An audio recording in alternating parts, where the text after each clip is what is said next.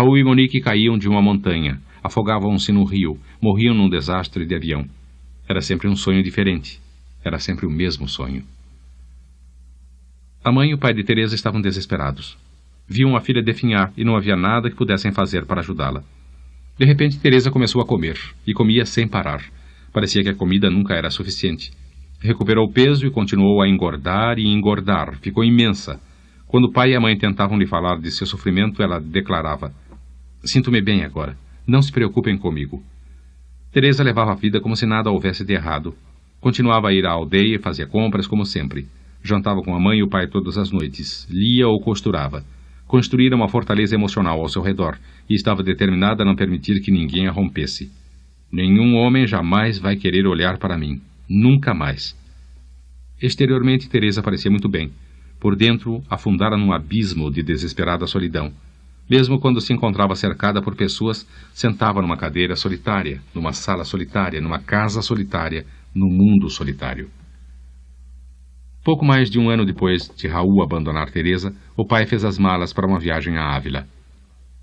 "Tenho alguns negócios para tratar lá", disse a Teresa. "Depois disso, porém, estarei livre. Por que não vem comigo? Ávila é uma cidade fascinante e será bom para você sair daqui por algum tempo." "Não, obrigada, papai." Ele olhou para a esposa e suspirou. "Está bem." O mordomo entrou na sala de estar. "Com licença, senhorita Defosse. Acaba de chegar esta carta." Antes mesmo de abri-la, Teresa foi dominada pela premonição de algo terrível assomando à sua frente. A carta dizia: "Minha querida Teresa, Deus sabe que não tenho o direito de chamá-la de querida depois da coisa terrível que lhe fiz, mas prometo compensá-la, nem que leve uma vida inteira para isso. Não sei por onde começar. Monique fugiu e deixou-me com nossa filhinha de 2 meses. Para ser sincero, sinto-me aliviado. Devo confessar que tenho vivido no inferno desde o dia em que a deixei. Jamais compreenderei por que procedi daquela maneira. Parece que fui apanhado por algum encantamento mágico de Monique, mas sabia desde o início que meu casamento com ela era um erro lamentável. Você sempre foi o amor de minha vida. Sei agora que o único lugar onde posso encontrar a felicidade é ao seu lado. Quando receber esta carta, já estarei de volta para você. Amo você e sempre amei, Teresa. Pelo bem do resto de nossas vidas juntos, eu lhe peço perdão. Quero..." Ela não pôde terminar de ler a carta. O pensamento de tornar a ver Raul e a filha dele, Monique, era inconcebível, obsceno. Teresa jogou a carta no chão, histérica. "Preciso sair daqui. Esta noite, agora. Por favor, por favor." Foi impossível acalmá-la. "Se Raul está vindo para cá", disse o pai, "você deve pelo menos falar com ele." "Não. Se me encontrar com ele, vou matá-lo." Teresa segurou os braços do pai. As lágrimas escorriam-lhe pelo rosto. "Leve-me com você", implorou. Ela estava disposta a ir para qualquer parte, contanto que fugisse dali. E assim, naquela noite, Teresa e o pai partiram para Ávila. O pai de Teresa estava angustiado com a infelicidade da filha. Não era por natureza um homem compassivo, mas, no ano que passava, Teresa conquistara sua admiração com seu comportamento corajoso. Enfrentara os moradores da cidade de cabeça erguida e nunca se queixara. Ele sentia-se impotente e incapaz de confortá-la. Lembrou quanto consolo ela encontrara outrora na igreja e disse a Teresa quando chegaram a Ávila: "O padre Berrendo, o sacerdote daqui, é um velho amigo meu. Talvez possa ajudá-la. Gostaria de falar com ele?" "Não." Teresa não queria mais nada com Deus. Permaneceu sozinha no quarto do hotel enquanto o pai cuidava dos negócios. Quando ele voltou, Teresa continuava sentada na mesma cadeira, olhando para a parede. "Por favor, Teresa, fale com o padre Berrendo." "Não." O pai ficou desorientado. Ela recusava-se a deixar o quarto do hotel e não queria voltar a Ez. Como último recurso, o padre foi procurá-la. "Seu pai me disse que houve um tempo em que você ia à igreja regularmente." Teresa fitou o padre de aparência frágil nos olhos e disse friamente: "Não estou mais interessada. A igreja não tem nada a me oferecer." Padre Berrendo sorriu. "A igreja tem alguma coisa a oferecer a todas as pessoas, minha criança. A igreja nos dá esperança e sonhos. Já tive minha cota de sonhos. Agora nunca mais." Ele pegou-lhe as mãos e viu as cicatrizes brancas nos pulsos, tão tênues quanto uma memória antiga. "Deus não acredita nisso. Fale com ele e ele lhe dirá." Teresa continuou sentada, o olhar fixo na parede, e quando o padre finalmente saiu, ela sequer percebeu. Na manhã seguinte, Teresa entrou na igreja fria e abobadada, e quase que no mesmo instante foi envolvida pelo antigo e familiar sentimento de paz. A última vez em que entrara numa igreja fora para insultar Deus. Sentiu-se muito envergonhada. Fora sua própria fraqueza que a traíra, não Deus. Perdoe-me, murmurou, pois eu pequei. Tenho vivido no ódio. Ajude-me. Por favor, ajude-me. Teresa levantou os olhos e Padre Berrendo estava sentado ali. Quando ela terminou, o padre levou-a para seu escritório, além da sacristia. Não sei o que fazer, padre. Não acredito mais em coisa alguma. Perdi a fé. Sua voz estava impregnada de desespero. Tinha fé quando era jovem? Tinha, sim, e muita. Então ainda a tem, minha criança. Apenas a fé é real e permanente. Tudo mais é transitório. Conversaram por horas naquele dia. Quando Teresa voltou ao hotel ao final da tarde, o pai disse: Preciso retornar a Eze. Está pronta para partir? Não, papai. Deixe-me ficar aqui mais algum tempo. Ele hesitou. Ficará bem? Ficarei, papai. Prometo. Teresa e Padre Berrendo passaram a se encontrar todos os dias. O coração do padre confrangeu-se por Teresa. Via nela não uma mulher gorda e desgraciosa, mas um espírito belo e infeliz. Conversavam sobre Deus, a criação e o sentido da vida. Pouco a pouco, quase contra a vontade, Teresa recomeçou a encontrar conforto. Uma coisa que Padre Berrendo disse um dia desencadeou nela uma reação profunda. Se não acredita neste mundo, minha criança, então acredite no próximo. Acredite no mundo em que Jesus espera para recebê-la. E pela primeira vez desde o dia que deveria ser o de seu casamento, Teresa começou a sentir-se em paz outra vez. A igreja tornara-se seu refúgio, como antes, mas precisava pensar em seu futuro. Não tenho para onde ir. Pode voltar para casa? Não, jamais poderei voltar para lá. Nunca poderei encarar Raul outra vez. Não sei o que fazer. Quero me esconder, mas não tenho onde me esconder. Padre Berrendo ficou em silêncio por um longo tempo, até que finalmente murmurou: Poderia ficar aqui? Ela correu os olhos pela sala, aturdida. Aqui? O convento cisterciense fica próximo. Ele inclinou-se para a frente. Deixe-me falar um pouco a respeito. É um mundo dentro de um mundo, onde todas as pessoas dedicam-se a Deus. É um lugar de paz e serenidade. O coração de Teresa começou a se animar. Parece maravilhoso. Devo adverti-la. É uma das ordens mais rigorosas do mundo. Quem entra ali faz um voto de castidade, silêncio e obediência.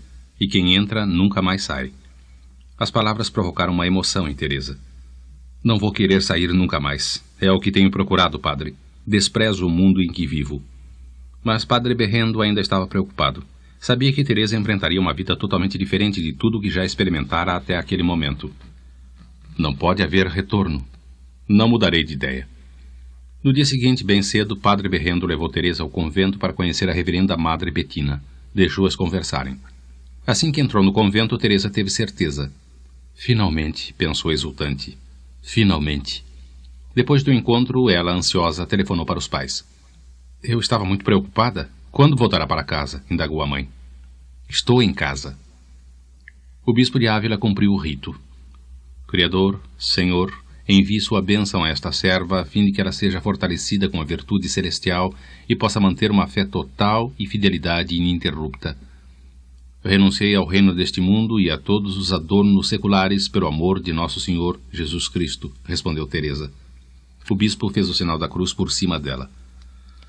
De largitatis tue fonte de fluxiti uti cum honorem nuptiarum nulla interdicta minuisenti ac super sanctum conjugium nuptialis benedictio permanerete existente connubium concupiscenti sacramentum nec imitarentur quod in nuptiis agitur sede diligerente quod in nuptiis prenotatur. Amém. Amém. Eu te esposo com Jesus Cristo, o Filho do Pai Supremo. Assim recebe o selo do Espírito Santo, a fim de que possa ser chamada de esposa de Deus, e serás coroada pela eternidade se o servires fielmente. O bispo levantou-se. Deus, o Pai Todo-Poderoso, Criador do céu e da terra, que concedeu-te receber em núpcias como abençoada Maria, mãe de nosso Senhor Jesus Cristo, ad beate Maria, matris Domini nostri, Iesus Christi consortium. Te recebe que na presença de Deus e seus anjos possas perseverar, pura e imaculada, mantendo teu propósito de amor e castidade, com a paciência que possas merecer para receber a coroa de sua bênção através do mesmo Cristo nosso Senhor. Deus te torna forte quando frágil, Fortalece quando fraca, alivia e governa tua mente com compaixão e orienta teus caminhos. Amém. Agora, 30 anos depois, deitada no bosque observando o sol se elevar por cima do horizonte, irmã Teresa pensou: fui para o convento por todos os motivos errados. Não estava correndo para Deus, mas fugindo do mundo. Mas Deus leu meu coração. Estava com 60 anos, e os últimos 30 de sua vida haviam sido os mais felizes que conhecera. E agora abruptamente fora lançada de volta ao mundo do qual fugira, e sua mente lhe pregava estranhas peças. O que Deus planejou para mim? CD 13. Capítulo 13. Para a irmã Megan, a viagem era uma aventura. Acostumara-se às novas vistas e sons que a cercavam e sentia-se surpresa com a rapidez da adaptação. Considerava os companheiros de jornada fascinantes. Amparo Giron era uma mulher vigorosa, capaz de acompanhar o ritmo dos dois homens com a maior facilidade, ao mesmo tempo em que era bem feminina. Félix Carpio, o homem corpulento de barba avermelhada e cicatriz, parecia amável e simpático. Para Megan, no entanto, o mais irresistível do grupo era Jaime Miró. Havia nele uma força implacável, uma fé inabalável em suas convicções, que fazia Megan lembrar-se das freiras no convento. Ao iniciarem a jornada, Jaime, Amparo e Félix carregavam sacos de dormir e rifles nos ombros. Deixe-me carregar um dos sacos de dormir, sugeriu Megan. Jaime Miró fitou-a surpreso e depois deu de ombros. Está certo, irmã. Entregou-lhe o saco. Era mais pesado do que Megan esperava, mas não se queixou. Enquanto estiver com eles, farei minha parte. Megan tinha a impressão de que estavam andando por toda a eternidade, tropeçando pela escuridão, atingidos por galhos, arranhados pela vegetação baixa, atacados por insetos, guiados apenas pela luz da lua. Quem são essas pessoas? Especulou. E por que estão sendo caçadas? Como Megan e as outras freiras também estavam sendo perseguidas, ela começou a sentir uma forte ligação com os novos companheiros. Quase não conversavam, mas de vez em quando trocavam frases enigmáticas. Está tudo acertado em Valladolid? Tudo, Jaime. Ruby e Tomás se encontraram conosco no banco durante a tourada. Ótimo. Mande o aviso para Largo Cortés nos esperar, mas não marque uma data. Certo. Quem são Largo Cortés, Ruby e Tomás? Especulou Megan. E o que aconteceria na tourada e no banco? Quase chegou a perguntar, mas achou melhor não fazê-lo. Tenho a impressão de que não gostariam de muitas perguntas. Perto do amanhecer, eles sentiram um cheiro de fumaça no vale lá embaixo. Esperem aqui, sussurrou Jaime, e fiquem quietos. Os outros ficaram observando enquanto ele se encaminhava para a beira da floresta e desaparecia. Megan disse: O que foi? Cale-se, sibilou Amparo Giron. Jaime Miró voltou 15 minutos depois. Soldados, vamos contorná-los. Voltaram por quase 1 quilômetro, depois avançaram cautelosos pelo bosque até alcançarem uma pequena estrada secundária. Os campos espalhavam-se pela frente, recendendo a feno moído e frutas maduras. A curiosidade de Megan prevaleceu, levando-a a perguntar: Por que os soldados estão atrás de vocês? Digamos que não pensamos da mesma maneira, respondeu Jaime. Megan tinha de se satisfazer com isso. Por enquanto, pensou. Estava determinada a saber mais sobre aquele homem. Meia hora depois, quando chegaram a uma clareira resguardada, Jaime disse: O sol está subindo. Ficaremos aqui até o anoitecer. Olhou para Megan. Esta noite teremos de andar mais depressa. Ela acenou com a cabeça. Tudo bem. Jaime pegou os sacos de dormir e desenrolou-os. Félix Rápio disse a Megan: Fique com o meu, irmã. Estou acostumado a dormir no chão. É seu, protestou Megan. Eu não poderia... Pelo amor de Deus, interveio Amparo bruscamente. Entre logo no saco. Não queremos que comece a gritar por causa das malditas aranhas. Havia uma hostilidade em seu tom que Megan não podia entender. O que a está incomodando? Especulou Megan.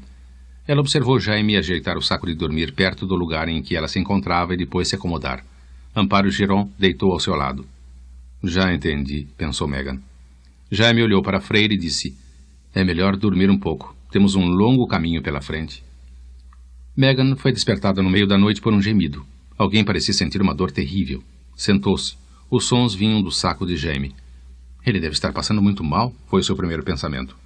O gemido foi se tornando cada vez mais alto e depois Megan ouviu a voz de Amparo balbuciando: Ah, mais, dê tudo para mim, querido. Com mais força. Sim, agora.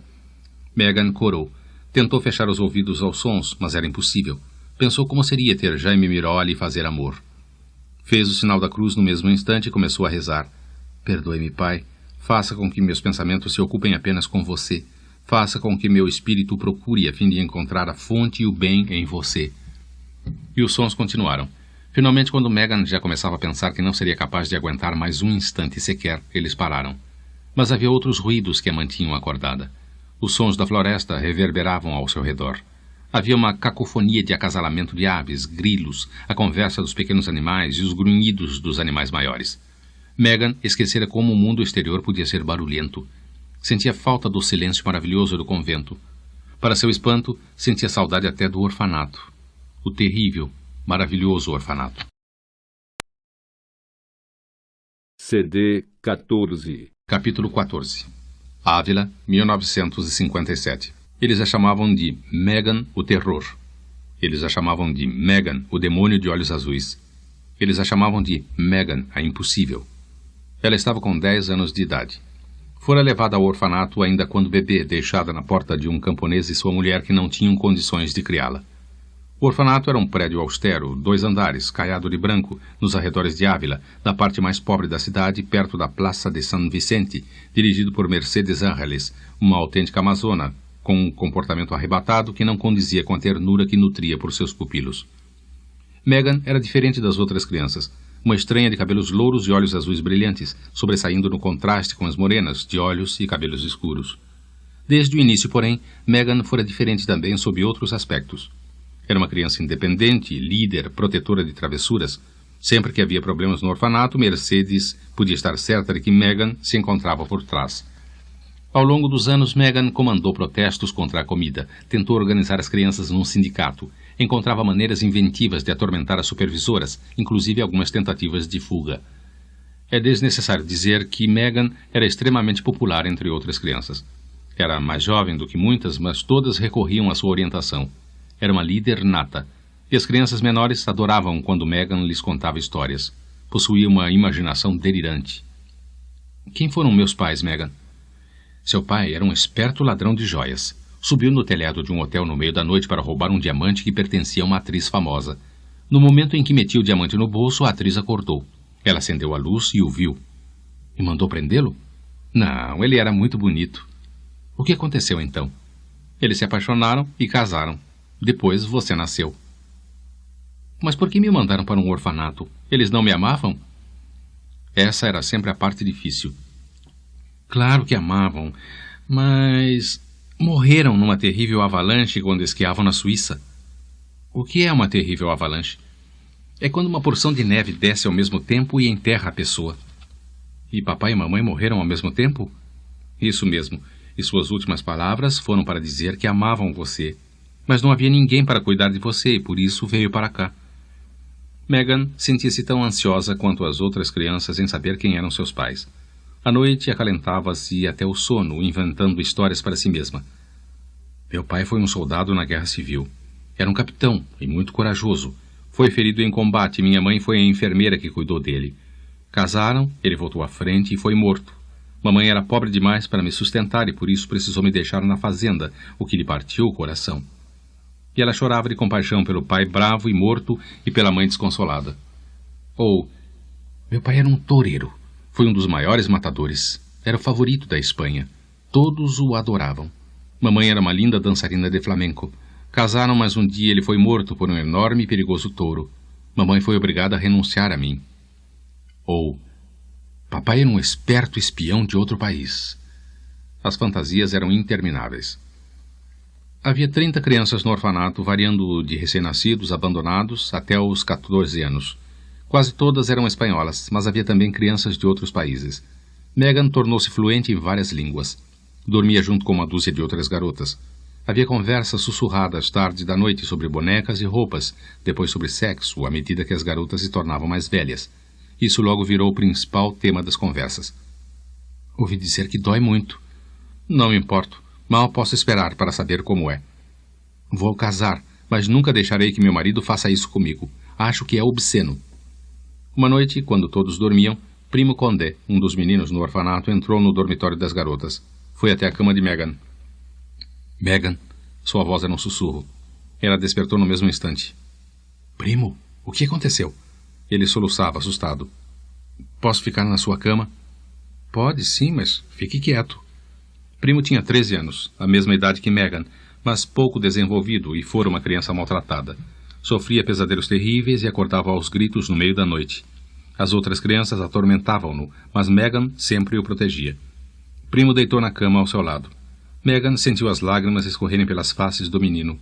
Abraçou-o e murmurou: está tudo bem, está tudo bem. Ninou gentilmente e os soluços cessaram.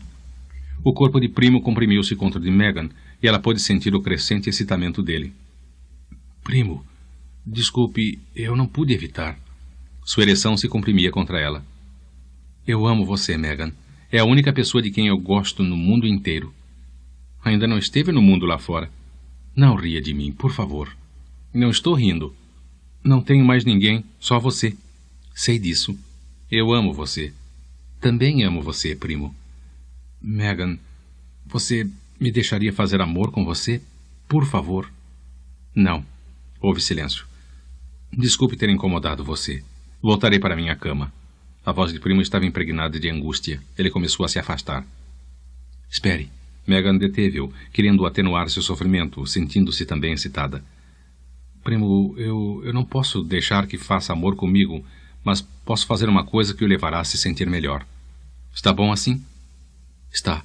A voz de Primo era um murmúrio. Ele estava de pijama. Megan puxou o cordão que prendia a calça e enfiou a mão por dentro. Ele é um homem, pensou ela. Segurou-o gentilmente e começou a acariciá-lo. Primo gemeu e sussurrou.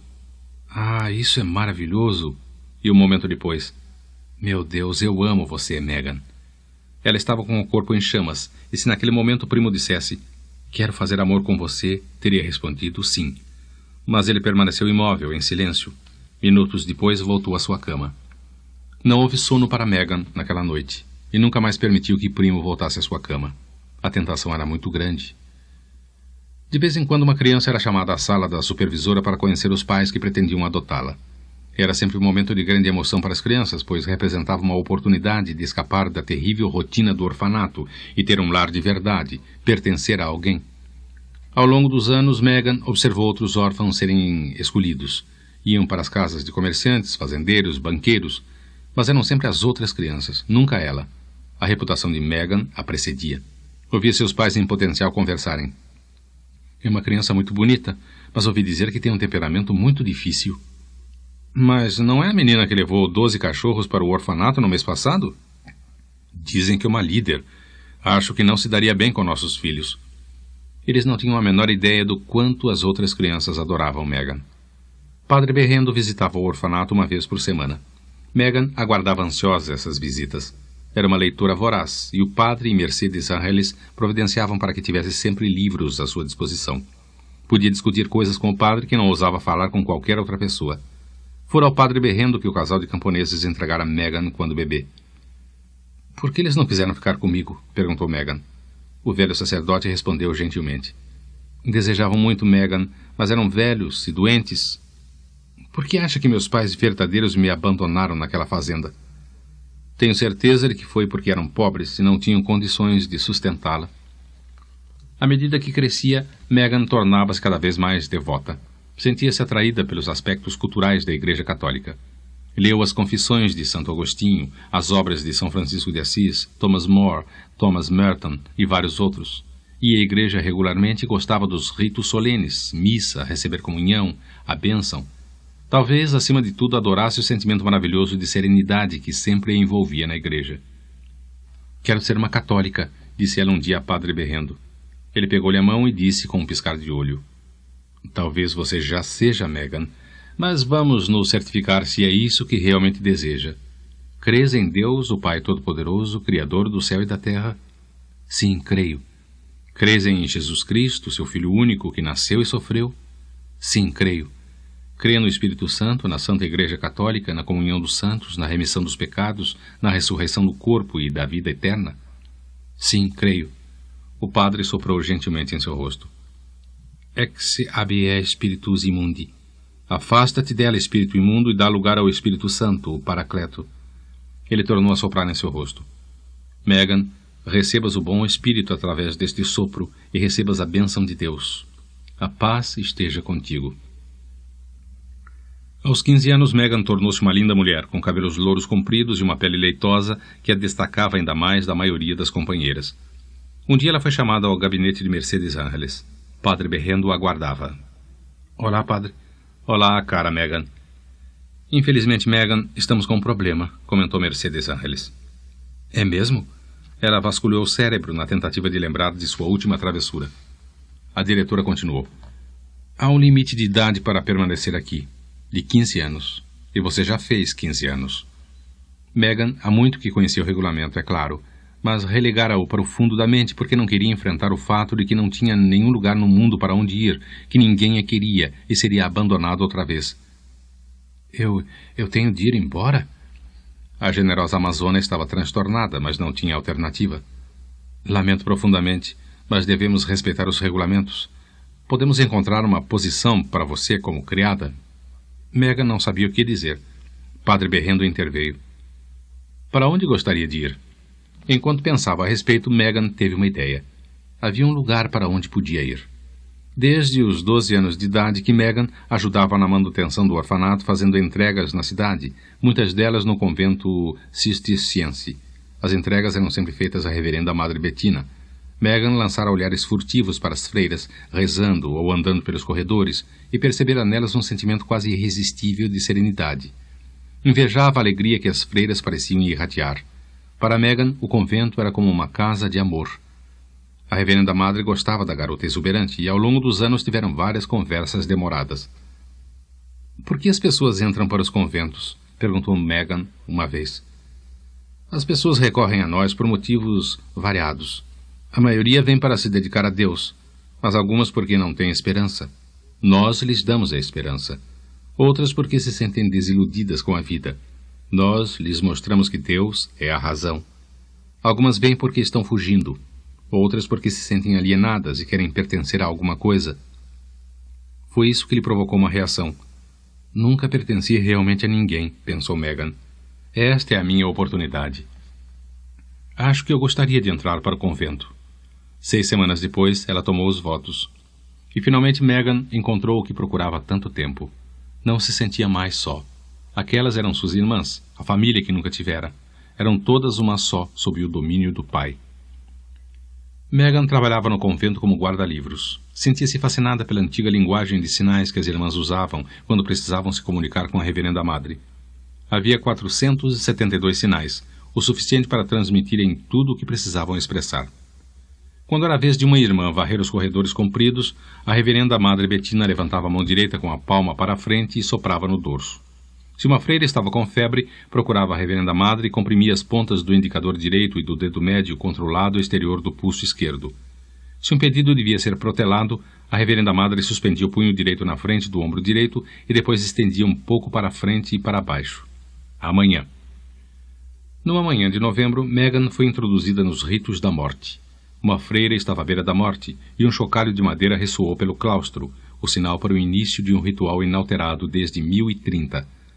Todas aquelas que podiam atender ao chamado foram no mesmo instante se ajoelhar na enfermaria para a extrema unção e os salmos. Rezaram em silêncio para que os santos intercedessem pela alma da irmã de partida. Para indicar que estava na hora dos últimos sacramentos, a reverenda madre estendeu a mão esquerda com a palma para cima, desenhou uma cruz com a ponta do polegar direito.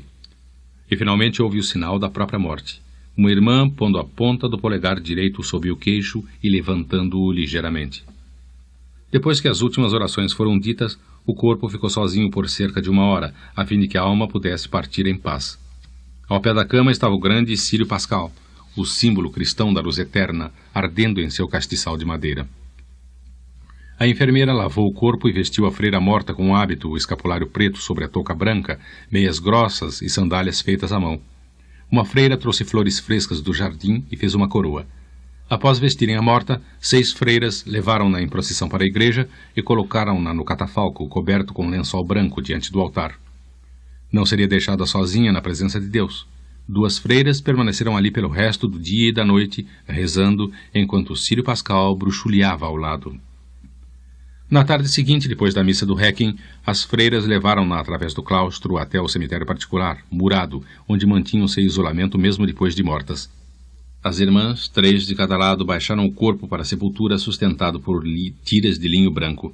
Era o costume cisterciense que suas mortas ficassem descobertas na terra, sepultadas sem um caixão.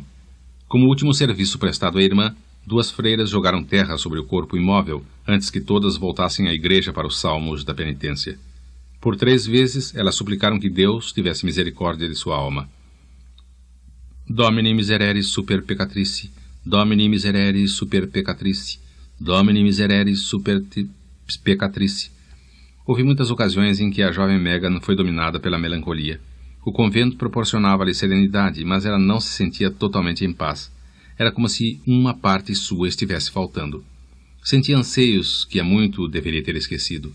Descobria-se a pensar nos amigos que deixara para trás no orfanato, especulando sobre o que lhes acontecera.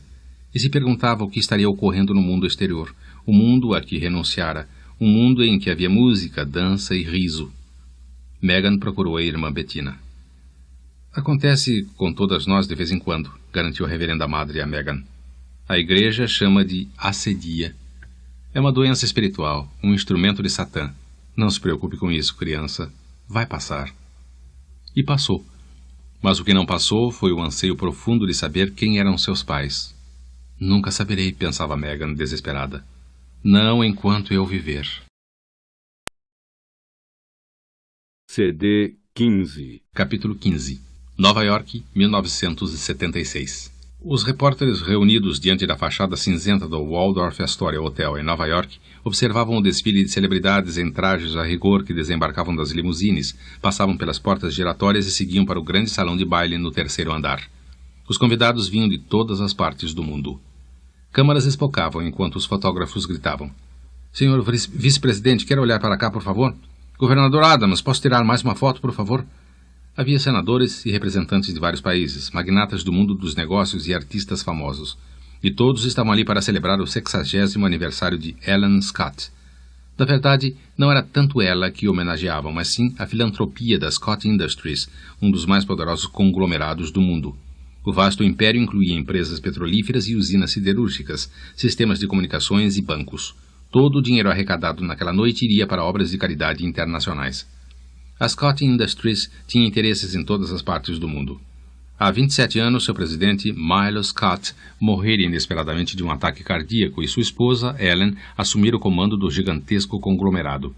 Nos anos subsequentes, ela demonstrara ser uma brilhante executiva, pois mais do que triplicara o patrimônio da empresa. O grande salão de baile do Waldorf Astoria era um enorme salão decorado em bege e dourado com um palco acarpetado em vermelho num lado. Um balcão com 33 camarotes, com um candelabro sobre cada um, estendia-se em curva em todo o ambiente. No centro do balcão sentava a convidada de honra. Havia pelo menos 600 homens e mulheres presentes, jantando em mesas reluzentes pela prataria. Terminado o jantar, o governador de Nova York subiu ao palco. Senhor presidente, senhoras e senhores, honrosos convidados, estamos todos aqui esta noite com um único propósito: prestar um tributo a uma mulher extraordinária e à sua generosidade altruísta ao longo dos anos. Ellen Scott é o tipo de pessoa que poderia ter alcançado sucesso em qualquer área. Poderia ter sido uma grande cientista ou médica. Também seria uma grande política, e devo dizer que se Ellen Scott decidir se candidatar à presidência dos Estados Unidos, seria o primeiro a votar nela.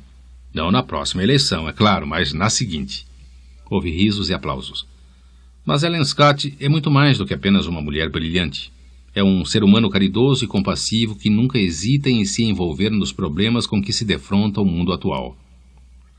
O discurso prolongou-se por mais de 10 minutos, mas Ellen Scott não prestava mais atenção. Como ele está enganado, pensou amargurada. Como todos estão enganados. A Scott Industries nem mesmo é minha. Milo e eu a roubamos. E sou culpada de um crime ainda maior do que esse. Não importa mais. Não agora, porque em breve estarei morta. Ela recordou as palavras exatas do médico ao ler os resultados dos exames que representavam a sua sentença de morte. Lamento profundamente, Sra. Scott, mas receio que não haja maneira de lhe dar a notícia gentilmente. O câncer espalhou-se por todo o sistema linfático. É inoperável. Ela sentira um súbito peso no estômago. Quanto tempo ainda me resta? O médico hesitara. 1 ano, talvez. Não é tempo suficiente. Não com tanta coisa ainda por fazer. Não dirá coisa alguma a ninguém, é claro. Sua voz era firme. Claro que não. Obrigado, doutor. Não tinha lembrança da saída do Centro Médico Presbiteriano Columbia ou da viagem para o centro da cidade. Tinha apenas um pensamento. Devo encontrá-la antes de morrer. O discurso do governador terminara. Senhoras e senhores, é minha honra e privilégio apresentar a senhora Ellen Scott. Ela levantou-se, ovacionada de pé, e encaminhou-se para o palco. Uma mulher magra, cabelos grisalhos, empertigada, vestida com elegância e irradiando uma falsa vitalidade. Olhar para mim é como ver a luz distante de uma estrela muito morta, pensou amargurada. Na verdade, não estou mais aqui. No palco, ela esperou que os aplausos cessassem. Estão aplaudindo um monstro. O que fariam se soubessem? Quando começou a falar, sua voz estava firme. Senhor vice-presidente, senadores, governador Adams. 1 ano, pensava ela. Eu me pergunto onde ela está, se continua viva. Preciso encontrá-la. Ela continuou a falar, dizendo automaticamente todas as coisas que a audiência esperava ouvir.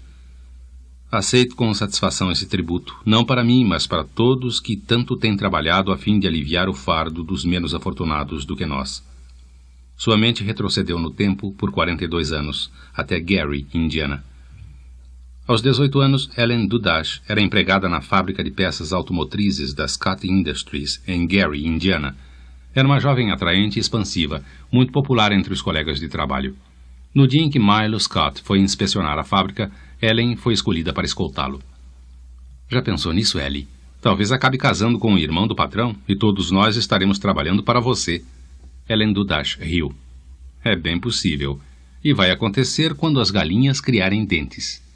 Milo Scott não era absolutamente o que Ellen esperara. Tinha 30 e poucos anos, era alto e esbelto.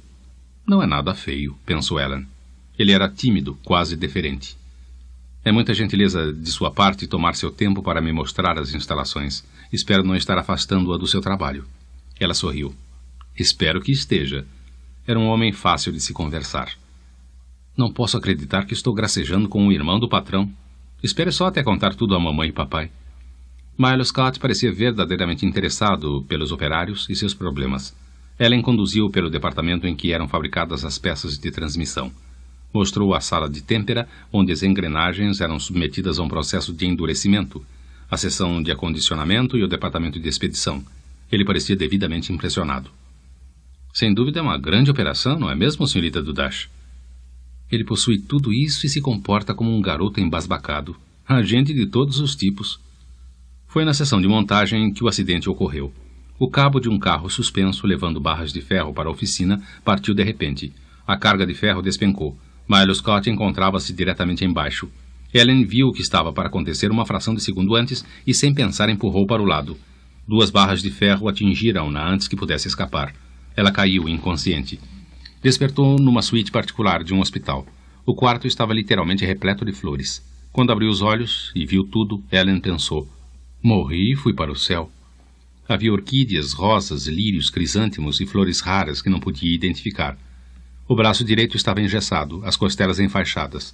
Uma enfermeira entrou. Ah, já acordou, senhorita Dudash? Vou chamar o médico. Onde estou? Blake Center. É um hospital particular. Ellen correu os olhos pela ampla suíte. Nunca poderei pagar tudo isso. Estamos interceptando as ligações para você. Que ligações? A imprensa vem tentando entrevistá-la. Seus amigos têm telefonado. O Sr. Scott ligou várias vezes. Milo Scott? Ele está bem? Como? Ele ficou machucado no acidente? Não, esteve aqui no início da manhã, mas você ainda dormia. Ele veio me visitar? Isso mesmo. A enfermeira correu os olhos à sua volta. A maioria destas flores foi enviada por ele. Incrível. Seus pais estão na sala de espera. Sente-se em condições para recebê-los agora? Claro. Vou chamá-los. Puxa, nunca fui tratado assim num hospital antes, pensou Ellen. Seus pais entraram e se aproximaram da cama. Eles haviam nascido na Polônia e tinham apenas noções de inglês. O pai era mecânico, corpulento e rude, na casa dos 50 anos. A mãe era uma camponesa simples do norte da Europa. Trouxe-lhe uma sopa, Ellen. Mamãe, eles dão comida às pessoas nos hospitais. Não a minha sopa. Não vão alimentar você direito no hospital. Coma tudo e ficará boa mais depressa. Já viu o jornal? Eu trouxe para você, comentou o pai. Entregou o jornal a Ellen. A manchete dizia: operária arrisca a vida para salvar o patrão. Ellen leu a matéria 2 vezes. Foi muita coragem sua salvar ele. Coragem? Foi uma estupidez. Se eu tivesse tempo para pensar, teria me salvado. Foi a coisa mais imbecil que já fiz. Ora, eu poderia ter morrido. Miles Scott foi visitar Ellen mais tarde, ainda naquela manhã. Trazia outro buquê de flores. São para você, disse contrafeito. O médico garantiu que ficará boa. Eu não tenho palavras para expressar como me sinto grato. Não foi nada. Foi o ato mais corajoso que já vi. Salvou minha vida. Ellen tentou se mexer, mas o movimento provocou uma aguda dor no braço. Você está bem? Claro. Ela sentiu o lado começar a latejar. O que o médico disse que estava errado comigo? Quebrou o braço e está com 3 costelas fraturadas. Ele não poderia dar uma notícia pior. Os olhos de Ellen encheram-se de lágrimas. Qual é o problema? Como ela podia lhe contar? Riria dela. Vinha economizando para umas férias há muito sonhadas em Nova York com algumas colegas da fábrica. Era o seu sonho. Agora ficarei sem trabalhar por 1 mês ou mais. Lá se vai Manhattan. Ellen trabalhava desde os 15 anos. Sempre foi independente e autossuficiente. Mas agora pensou... Se ele está mesmo tão grato, talvez concorde em pagar parte das contas do hospital. Mas não posso pedir. Começava a se sentir sonolenta. Deve ser a medicação. E disse, a voz meio engrolada. Obrigada por todas as flores, Sr. Scott. E foi um prazer conhecê-lo. Eu me preocuparei com as contas do hospital mais tarde. Adormeceu. Na manhã seguinte, um homem alto e de aparência distinta entrou na suíte de Ellen. Bom dia, senhorita Dudash. Como está se sentindo esta manhã? Muito melhor, obrigada. Sou Sam Norton, diretor das Relações Públicas da Scott Industries. Ah, ela nunca ouvira antes. Mora aqui? Não, vim de avião de Washington. Para me ver? Para ajudá-la. Ajudar-me em quê? A imprensa está lá fora, senhorita Dudash. Como não creio que já tenha dado uma entrevista coletiva alguma vez, pensei que talvez pudesse querer alguma ajuda. O que eles querem? Basicamente vão perguntar como e por que salvou o Sr. Scott. Isso é fácil. Se eu parasse para pensar, teria fugido de lá como se fosse do inferno. Norton fitou-a aturdido. Senhorita Dudash, acho que eu não diria isso se estivesse no seu lugar. Por que não? É a verdade? Não era absolutamente o que ele esperava. A garota parecia não ter a menor ideia de sua situação. Alguma coisa a preocupava e resolveu falar. Vai se encontrar com o Sr. Scott? Vou sim. Poderia me fazer um favor? Se eu puder, claro. Sei que o acidente não foi culpa dele e não me pediu para empurrá-lo para o lado, mas o veio forte e independente em Ellen levou a hesitar. Ora, não importa. É agora, pensou Norton. Quanto ela tentará extorquir? Seria dinheiro? Um cargo melhor? O quê? Continue, por favor, senhorita Dudash. Ela falou impulsivamente. A verdade é que não tenho muito dinheiro, vou perder algum pagamento por causa disso e acho que não tenho condições de pagar todas as contas do hospital. Não quero incomodar o Sr. Scott, mas se ele pudesse me arrumar um empréstimo, juro que eu pagaria tudo. Ellen percebeu a expressão de Norton e interpretou de maneira errada. Desculpe, talvez esteja parecendo mercenária. Acontece que eu estava economizando para uma viagem e isso arruinou meus planos. Respirou fundo. Mas não é problema dele. Darei um jeito. Sam Norton quase beijou-a. Há quanto tempo que não deparo com a inocência autêntica? É suficiente para restaurar minha fé no sexo feminino. Sentou-se no lado da cama e sua atitude profissional desapareceu. Pegou-lhe a mão. Ellen, tenho o pressentimento de que você e eu vamos ser grandes amigos. Prometo que não precisará se preocupar com dinheiro. Nossa primeira providência será levá-la para essa entrevista coletiva. Queremos que saia disso tudo com uma boa imagem e... Ele parou. Serei franco. Minha função é cuidar para que a Scott Industries saia disso tudo com a melhor imagem. Está me entendendo? Acho que sim. Está querendo dizer que não pareceria certo se eu dissesse que não estava realmente interessada em salvar Miles Scott. Ficaria muito melhor se eu dissesse algo como: gosto tanto de trabalhar para a Scott Industries que quando vi o Sr. Miles Scott em perigo, compreendi que devia tentar salvá-lo, mesmo com o risco da minha própria vida. Isso mesmo. Ellen riu. Muito bem, se isso vai ajudá-lo. Mas não quero enganá-lo, Sr. Norton. Não sei o que me levou a proceder daquela forma. Ele sorriu. Esse será nosso segredo. E agora vamos deixar as feras entrarem. Havia um grande número de repórteres e fotógrafos de emissoras de rádio, jornais e revistas. A imprensa tencionava tirar o máximo proveito. Não era todo dia que uma linda empregada arriscava a vida para salvar o irmão do patrão, e o fato de o patrão ser Miles Scott não prejudicava a história em nada. Senhorita Dudash, quando viu todo aquele ferro caindo, qual foi o seu primeiro pensamento? Ellen olhou para Sam Norton com uma expressão de inocência e respondeu: Pensei, preciso salvar o Sr. Scott. Eu nunca me perdoaria se o deixasse morrer. A entrevista coletiva prosseguiu sem maiores dificuldades. Quando percebeu que Ellen começava a se cansar, Sam Norton apressou-se em encerrá-la. Já chega, senhoras e senhores. Muito obrigado a todos. Depois que os jornalistas se retiraram, Ellen perguntou: Eu me saí bem? Foi maravilhosa. E agora durmo um pouco. Ela teve um sono inquieto. Sonhou que se encontrava no saguão do Empire State, mas os guardas não a deixavam subir até o alto porque não tinha dinheiro suficiente para comprar um ingresso. Miles Scott foi visitar Ellen naquela tarde. Ela ficou surpresa ao vê-lo. Foi informada que ele morava em Nova York. Me contaram que você saiu muito bem na entrevista coletiva. Você é uma heroína. Sr. Scott, preciso lhe contar uma coisa. Não sou uma heroína. Não parei para pensar em salvá-lo. Eu apenas fiz. Sei disso. Sam Norton me contou. Então, há vários tipos de heroísmo, Ellen. Não pensou em me salvar, mas agiu instintivamente em vez de se salvar. Eu apenas queria que soubesse. Sam também me contou que estava preocupada com as contas do hospital. Bem, já cuidei de tudo. E quanto à possibilidade de perder uma parte do salário, ele sorriu. Senhorita Dudash, acho que não sabe o quanto lhe devo. Não me deve nada. O médico me informou que você receberá alta amanhã. Poderei levá-la para jantar? Ele não compreende, pensou Ellen. Não quero sua caridade, nem sua compaixão. Falei sério quando disse que não me deve nada. Obrigada por se encarregar das contas do hospital. Estamos quites. Ótimo. E agora posso convidá-la para jantar? Foi assim que começou. Miles Scott permaneceu em Gary por uma semana e viu Ellen todas as noites. Os pais de Ellen advertiram-na. Tome cuidado. Os patrões não saem com operárias, a menos que queiram alguma coisa. Essa foi a atitude de Ellen Dudash no início, mas Milo a fez mudar de ideia. Foi um perfeito cavalheiro em todos os momentos, e a verdade finalmente aflorou em Ellen. Ele gosta mesmo da minha companhia. Enquanto Milo se mostrava tímido e reservado, Ellen era franca e expansiva. Durante toda a sua vida, Milo estivera cercado por mulheres com ambição ardente de entrarem para a poderosa dinastia Scott, e se empenhavam em jogos calculistas. Ellen Dudash era a primeira mulher totalmente honesta que Milo já conhecera. Dizia exatamente o que pensava. Era inteligente, atraente e, acima de tudo, uma companhia divertida. Ao final da semana, os dois estavam apaixonados. Quero casar com você, disse Milo. Não consigo pensar em qualquer outra coisa. Vai casar comigo? Não. Ellen também não fora capaz de pensar em outra coisa.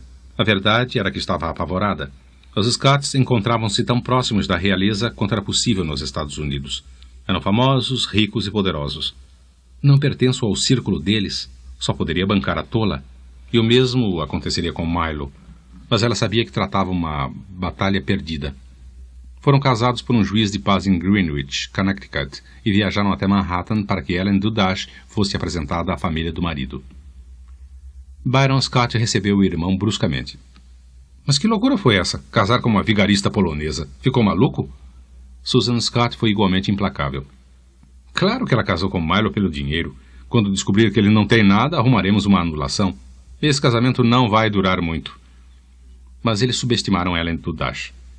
Seu irmão e sua cunhada me odeiam, mas não casei com eles, casei com você.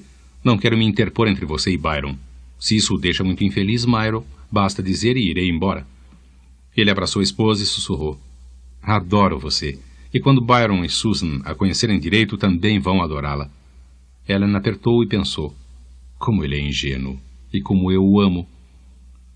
Byron e Susan não eram grosseiros com a nova cunhada. Mostravam-se condescendentes. Para eles, Ellen seria sempre a garota polonesa que trabalhara numa das fábricas da Scott Industries. Ellen observava e lia sobre como as esposas dos amigos de Myron se vestia e tratava de imitá-las. Estava determinada a se tornar uma esposa apropriada para Miles Scott, e conseguiu. Mas não aos olhos de Byron e Susan. E pouco a pouco sua ingenuidade transformou-se em cinismo. Os ricos e poderosos não são tão maravilhosos assim, pensou. Tudo o que querem é se tornar mais ricos e mais poderosos. Ellen era muito protetora em relação a Milo, mas havia pouco que pudesse fazer para ajudá-lo.